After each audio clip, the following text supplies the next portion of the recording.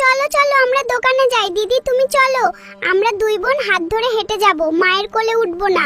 আমি ভাজা কিনবো। বুনু, তুমি আমাকে এই ছেঁড়া টাকা কেন দিয়েছো? আমি এই টাকা নেব না, আমাকে নতুন টাকা দাও, না হলে আমি দোকানে যাব না। মা ও মা, দিদিকে আরেকটা নতুন টাকা দাও।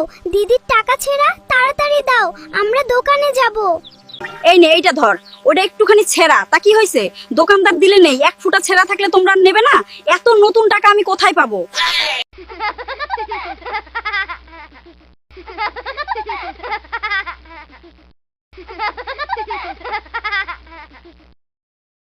এই বুনু, এই এই আমার গাড়ি দে। আগে আমি স্কুলে গেছি, সেই সুযোগে আমার গাড়িতে উঠেছিস। আগে দে বলছি, মারবো না দিলে। আমার গাড়িটা এক্ষুনি আমার হাতে ফেরত দে।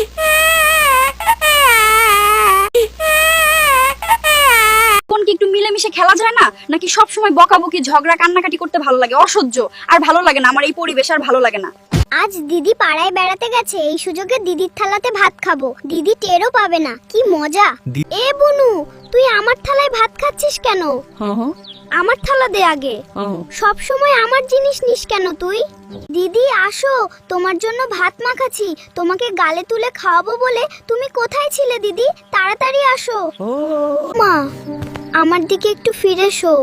দাঁড়া, বোনকে ঘুম পাড়িয়ে নি, তারপর তোর কাছে আসছি সোনা। আজ মজা করে কার্টুন দেখবো, কারণ বুনু বাড়িতে নেই। ও বাড়িতে থাকলে আমাকে কোনো কার্টুনই দেখতে দেয় না, বড্ড দুষ্টু ও। এই দিদি, চেয়ার থেকে উঠো, আমি চলে এসেছি। আমি কার্টুন দেখবো, সর বলছি, না হলে আমি কাঁদবো। সরো তো দিদি, আমি এখন টিভি দেখবো। এই না না, আমি সরবো না, তুই যা এখান থেকে, সর আগে। আমি আগে থেকে এসে বসেছি চেয়ারে, আমি উঠবো না। সব কথা আমি আগে থেকে এসে বসেছি চেয়ারে, তাই আমি উঠবো না। ও মা, দিদি চেয়ার থেকে সরছে না। আমি কার্টুন দেখবো, ওকে সরতে বলো না। আমি এখনই কার্টুন দেখবো, আমার চেয়ার থেকে ওকে সরাতে। তোদের এই জ্বালাতন আমি আর সহ্য করতে পারছি না। 24 ঘন্টা চেঁচামেচি, কান্নাকাটি, এ কি সহ্য করা যায়? আমি চলে যাব বাড়ি থেকে, তোদের জন্য আর থাকা সম্ভব না। না না মা, তুমি আমাদের ছেড়ে যেও না, আমরা আর দুষ্টুমি করব না। সবাই আমার মায়ের পেজটা ফলো করে দাও আর লাইক কমেন্ট করো। বোনেরা, তোমরা কে কে এই যন্ত্রণা ভোগ করছো কমেন্টে বলে যাও। আমি প্রতিদিন ভোগ করছি এই যন্ত্রণা। ভালো লাগলে পেজটা ফলো দিয়ে পাশে থেকো। ধন্যবাদ সবাইকে। আসলে যাদের দুটো বাচ্চা, তাদের এমনি সহ্য করতে হয়। বাচ্চারা অবুঝ তো, তার জন্য বড় হলে সব ঠিক হয়ে যাবে। তোমরা আমার মতো মন খারাপ করো না, সব ঠিক হয়ে যাবে।